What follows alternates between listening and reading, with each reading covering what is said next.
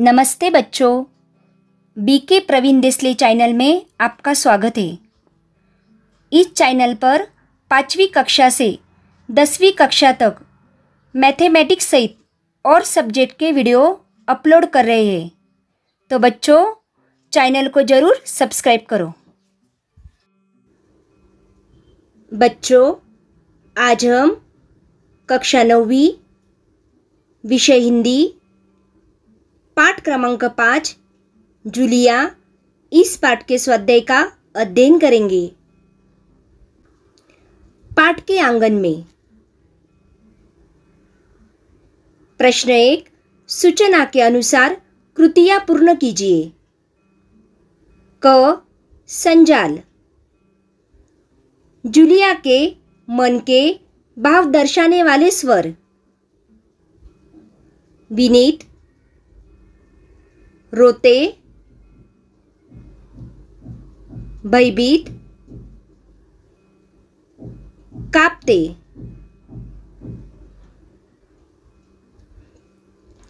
ख, ऐसे प्रश्न तैयार कीजिए जिनके उत्तर निम्नलिखित शब्द हो। 1, वान्या। उत्तर, कोल्या के अलावा जूली से कौन पढ़ता था? 2, रूबल। उत्तर, रूसी मुद्रा का नाम क्या है?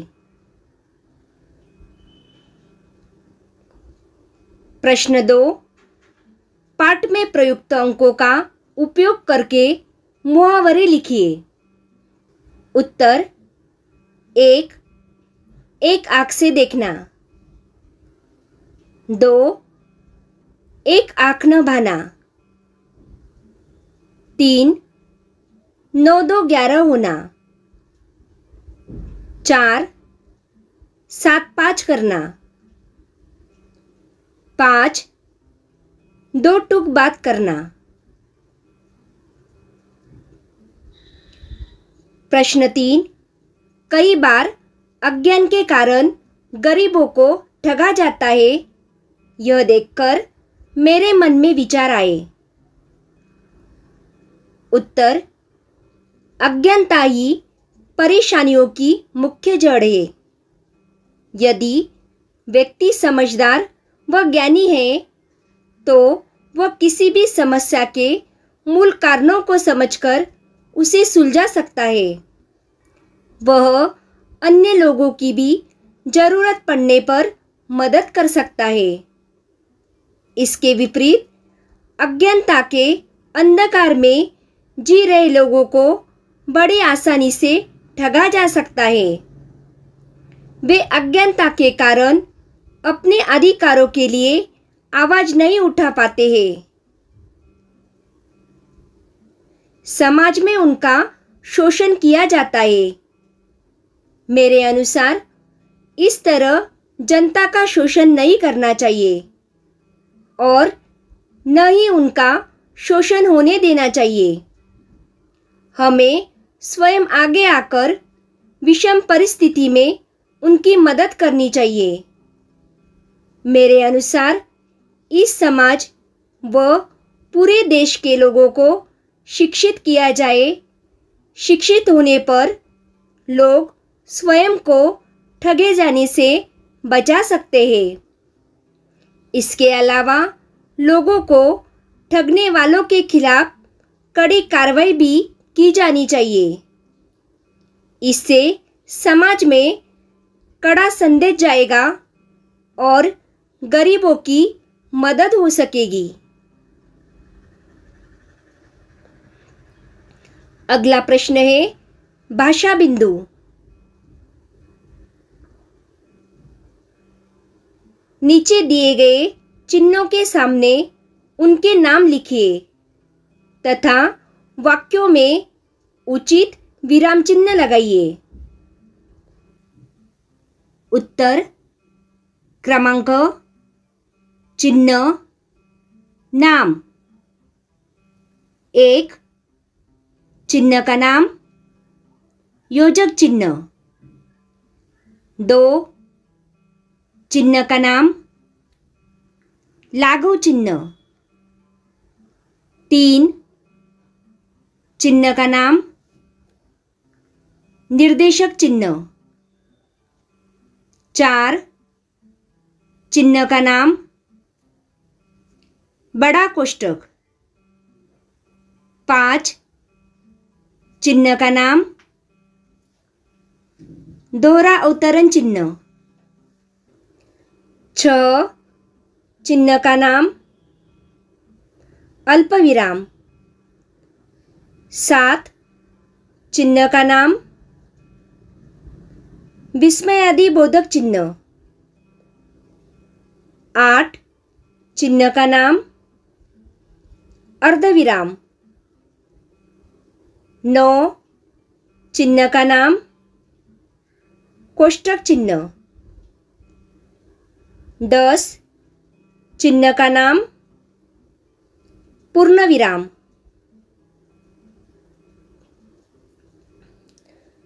बच्चों, अब हम दिए गए वाक्यों में उचित विराम चिन्ह लगाएंगे। वाक्य 1 श्री शिक्षा को लेकर लेखक के क्या विचार थे? 2 श्याम तुम आ गए। 3 मोहन बोला तुमने जो कुछ कहा वह ठीक है। 4 जीवन संग्राम में सब लड़ रहे हैं, कुछ जीतेंगे कुछ हारेंगे। 5 भरत भैया ऐसा ना कहो। 6 अरे क्या मैं झूठ बोल रहा हूँ? 7 जी धन्यवाद।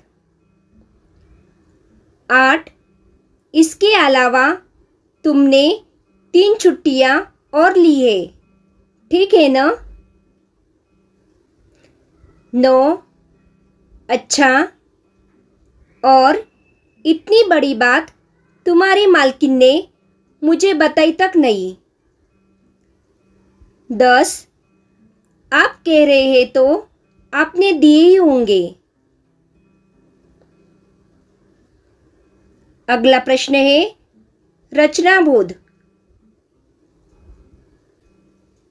उत्तर प्रस्तुत एकांकी में रचनाकार ने दब्बूपन को त्याग कर अपने अधिकार व न्याय के लिए सजग रहने व संघर्ष करने के लिए प्रेरित किया है। अगला प्रश्न है लेखनीय।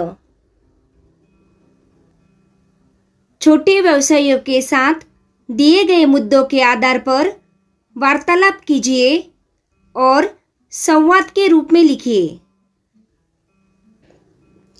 उत्तर विद्यार्थी वाह कितनी सुगंध है इन फूलों में। पौधा विक्रेता तुम्हें अच्छे लगते हैं फूल? विद्यार्थी हाँ बहुत अच्छे लगते हैं। कहाँ से लाते हैं इन्हें?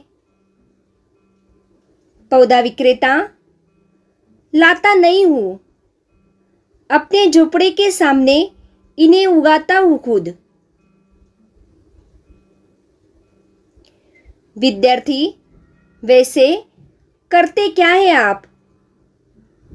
पौधा विक्रेता पौधे उगाना और उन्हें बेचना, यही काम। विद्यार्थी यह काम करने की बात आपके दिमाग में कैसे आई? पौधा विक्रेता गांव में थोड़ा बहुत खेत था तो रात दिन पौधे से ही वास्ता पड़ता था। इस शहर में और क्या काम मिलता, इसे ही अपना लिया। विद्यार्थी इसमें कितना समय देते हैं आप? पौधा विक्रेता, पूरा दिन लगता है। इन्हीं पौधों की सेवा करता हूँ और इन्हें बेचकर पेट पालता हूँ। विद्यार्थी, यह काम करते हुए आपको कैसा लगता है? पौधा विक्रेता, बहुत आनंद आता है। अगला प्रश्न है आसपास। घरेलू काम करने वाले लोगों की समस्याओं की सूची बनाइए। उत्तर, घरेलू काम करने वाले प्रत्येक व्यक्ति की अपनी अपनी समस्याएं होती है। यहाँ घरेलू काम करने वाली एक अशिक्षित महिला की समस्याएं दी गई है। 1. आर्थिक तंगी, 2. अशिक्षा, 3. बड़ा परिवार, 4. बच्चों को उचित शिक्षा देने में असमर्थता, 5. अच्छी नौकरी का नहीं मिलना। अगला प्रश्न है मौलिक सृजन। जूलिया की जगह आप होते तो विषय पर अपने विचार स्पष्ट कीजिए। उत्तर, मैं अपने अधिकारों के प्रति बहुत जागरूक हूँ। इसलिए यदि मैं जूलिया की जगह होती तो किसी भी परिस्थिति में अपने अधिकारों का हनन नहीं होने देती। जूलिया जिस तरह अपने मालिक के गलत निर्णयों को स्वीकार कर रही थी वह गलत है। मैं अपने मालिक के गलत निर्णयों का विरोध करती। मैं कभी अपने मालिक की झूठी बातों को स्वीकार न करती, बल्कि उसका कड़ा विरोध करती।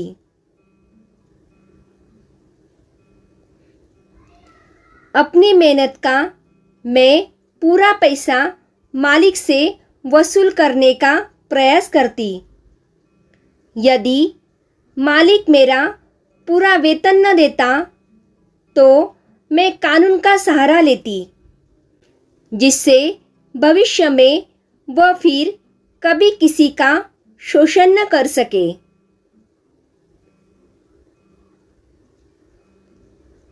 अगला प्रश्न है पठित गद्यांश पर आधारित कृतियां पूर्ण कीजिए। 1.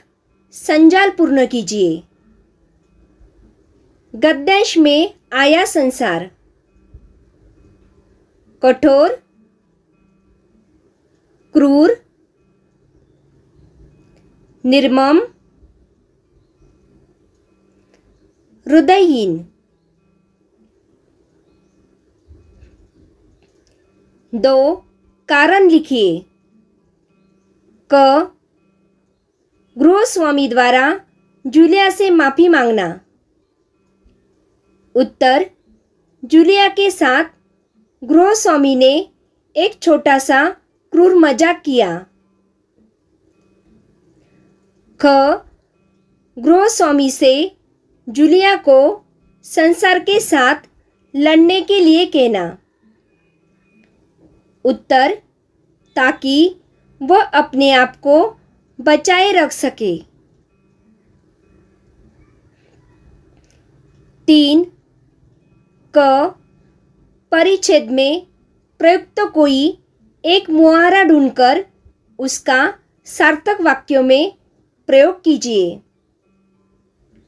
उत्तर, सबक सिखाना, दंड देना। वाक्य, दुकान से पैसे चुराने वाले नौकर को मालिक ने सबक सिखाया। 2. पर शब्द के 2 अर्थ लिखिए। उत्तर, 1 पंख, 2 लेकिन।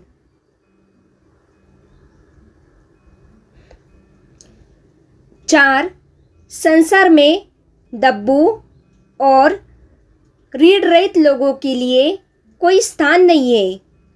इस पर लगभग 8 से 10 वाक्यों में अपने विचार लिखिए। उत्तर, यह संसार बहुत ही कठोर, क्रूर व हृदयहीन है।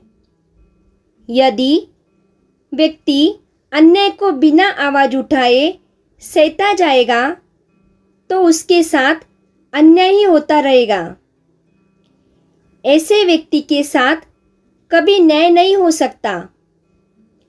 अपने अधिकार को पाने के लिए हर व्यक्ति को आवाज उठाने व जरूरत पड़ने पर लड़ने का हक है। यही प्रत्येक व्यक्ति का कर्तव्य है। जो अपने अधिकारों के प्रति जागरूक नहीं है वह व्यक्ति कभी सफल नहीं हो सकता है। हमारे संविधान में भी अन्याय के खिलाफ व अपना हक पाने के लिए आवाज उठाने के लिए कहा गया है। इस तरह संसार में दब्बू व रीढ़ रहित व्यक्ति कभी सुखी नहीं रह सकता और न ही वह अपने जीवन में सफल हो सकता है। तो बच्चों, आज हमने जूलिया इस पाठ के स्वाध्याय का अध्ययन किया। Thank you.